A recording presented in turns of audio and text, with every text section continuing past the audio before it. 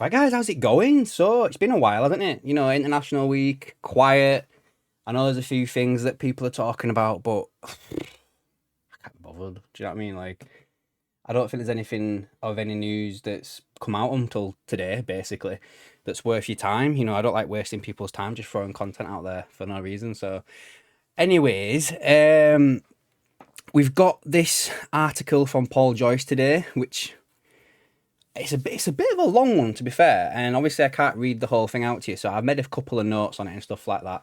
So we'll go through all of it, what I've pulled out and everything that I think's worth talking about. So if you do like the video, guys, make sure you hit that like button, subscribe, and leave a comment down below as well. Like, let me know, like, because as we're going through this, you'll see there's like little snippets and stuff, and I won't lie, I think this is basically like a what happened during the summer transfer window, basically, right?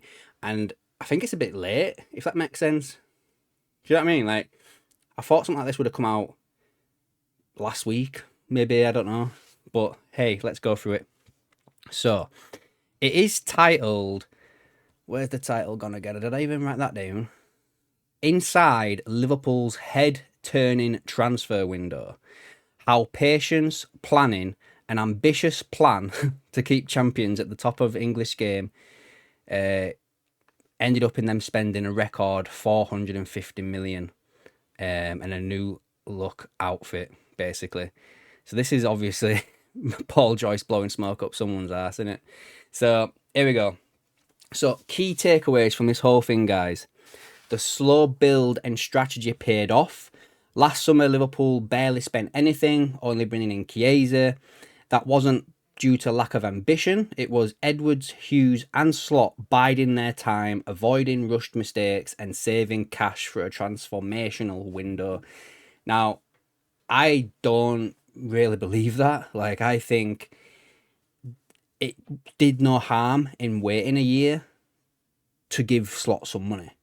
Like, Erik ten Hag was the last manager that came over from the Eredivisie, and we all know how that went. So can you imagine, like, the first transfer window for Hughes, Edwards coming back, and for, let's be honest, a not tried and tested manager in the Premier League, and you're going to let him splurge a lot of money? Ain't going to happen, is it, guys? So I don't really believe that, to be fair. I don't think they expected Slot to win the league in his first year, but I do think had he got, Champions League football or whatever, I still think we probably would have had a similar window to what we had. Next part was that Wirtz was the crown jewel. He was the number one target for over a year, with Real Madrid, Bayern Munich and Man City also there. Liverpool played the long game. They've got good relations with Leverkusen, structured the payments to spread the cost, and the sales of Díaz, Núñez and Quansah creating space.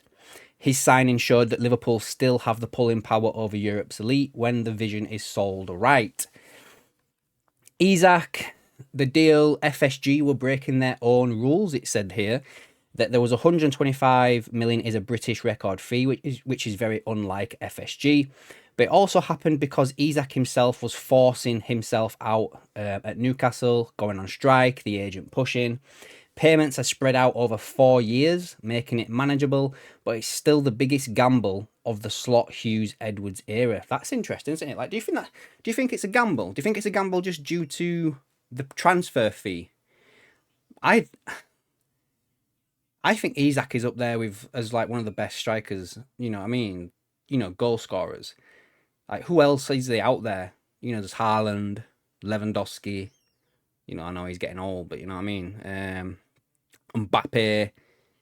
Who else is there as a striker? Harry Kane. Like, Isak's in that mould, isn't he? You know what I mean? So maybe it's a little bit of a risk due to the fee, but I can't see it being a risk as in the move in general. Do you know what I mean? So we'll have to wait and see. Ekitike was not a reaction to Jota's death. Rest in peace, Jota. It says here the deal was already in motion. Liverpool were always planning to sign 2 forwards. The important detail was that Man United were the second choice for him, and Newcastle had already burned their bridges on Delap and Pedro rejections. His early goals have shown that Slot may have landed another gem, and again, I agree. Like, I think Slot has basically got the best out of Ekitike. you know, when it comes to the game at the weekend, I don't think Isak goes straight in all fairness. I think Isak needs to, you know, win that position back off Ekitike. I think it's his to lose, in all fairness. But we'll see. Maybe I'm not correct in that. Maybe Slot will just throw Isak straight in. Seems very unslot-like to do that, but we'll wait and see. Next bit is smart balancing of the books. The outgoings were 288 million guaranteed, with 324 if you got the add-ons included, which basically is 102 million.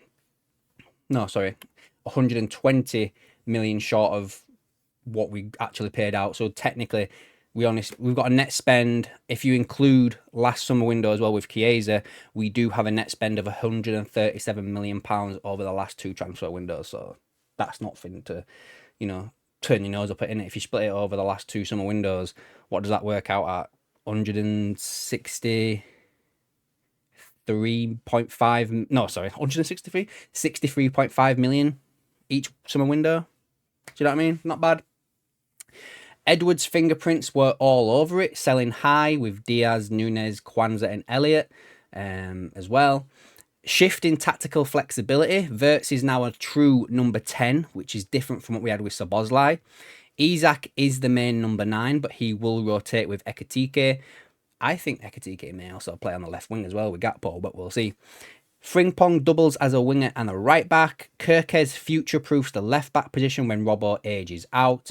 Slot now has a squad that can morph between systems, something that Klopp struggled with late on. I don't know. Do you think? You know, we still did really good under Klopp in it, so that's probably a little bit of a sly dig at Klopp there, in all fairness. It's not the first time Paul Joyce has done that. Next bit, sister club. FSG are serious about a multi-club ownership. They have shortlisted 25 clubs and Getafe are named as one. Post-Brexit rules make this essential for youth pathways, you know, if you include the South Americans and the Africans. And this could be Liverpool's version of what the City Group did, and Edwards coming back was tied to this expansion. So Edwards has come back. His job role was to include all of this as well, so... You know, there has been a lot of chatter about Getafe, and wasn't there another Spanish club as well? Valencia, I think, as well, where Liverpool were looking. And obviously there was the whole Bordeaux ordeal as well that happened, but nothing obviously materialised of that. So it seems to be taking a while, I will say that. Like, we've heard about this for about 2 years now, but end of the day, if Liverpool benefit from it, I don't really care what they do, in all fairness. I've also made a note here of FSG have quietly changed gear. They still talk about balancing the books, but this is spending level we've never seen under them. Edwards' return clearly convinced them to loosen the purse strings, which, to be fair as well, I've said this a couple of times. You know, when FSG first took over and we sold Torres and we signed Suarez and Carroll, right? That summer window afterwards, when we had Damien, was it Kamali in charge? We did spend a fair bit of money that window, you know. Like Charlie Adam, you know, for the time, Charlie Adam, Stuart Downing, Jordan Henderson. I'm sure there was a couple of ones that I can't remember. But because of, they were all like misses and stuff like apart from obviously Hendo. But, you know, at the time he struggled and stuff like that. I think that scared him a little bit. I literally think they were kind of like, oh, fuck this, we're not doing this anymore, wasting money. Do you know what I mean?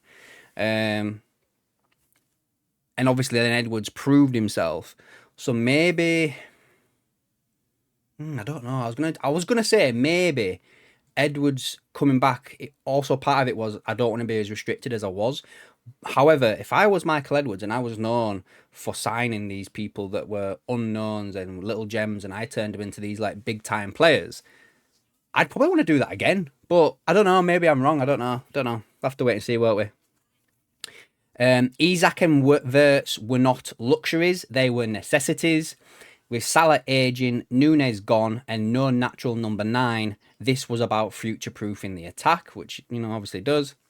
The Jota tragedy, you know, is basically saying that, you know, that was not a part of the reason why we signed 2 strikers, you know, again... I was saying last year before, you know, the unfortunate thing happened that I could probably see Jota being sold this year and Liverpool having to sign 2 strikers anyway because we all expected Núñez to go. So it probably was always part of the plan.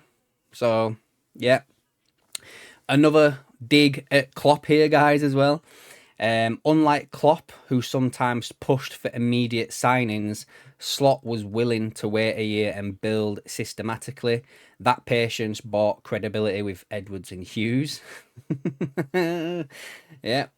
And the sister club move is FSG's way of overhaul is sustainable. Without it, Liverpool risk falling behind City.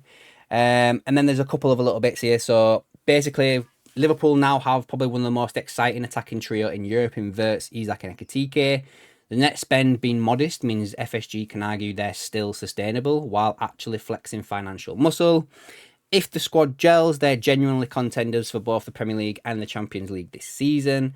And the big unknown will be whether or not Isak will adapt quickly under the weight of his record feat and can Wirtz handle the Premier League intensity, which, to be fair, I think Wirtz has struggled a little bit, but the kid's, what is he, like 21 or something like that? He is obviously the reigning, defending, two-time, back-to-back season Bundesliga Player of the Year type thing. So we'll have to wait and see. And now, obviously, Isak's got better players around him. Will his goal return go up? We'll have to wait and see, won't we, guys? So, yeah, we'll have to wait and see what happens with all this, guys, won't we? So, anyway, guys, let me know in the comments. Does any of this sound good to you? What do you think about this whole breakdown? I mean, it is a bit of a fucking, licking Hughes and Edwards' arse in it a little bit, to be fair. But it is also interesting as well to see the reasons behind things and, learning little bits about the whole Ekitike signing was always on the cards. So, yeah, let me know down below what you think, guys, and I'll catch you in the next one.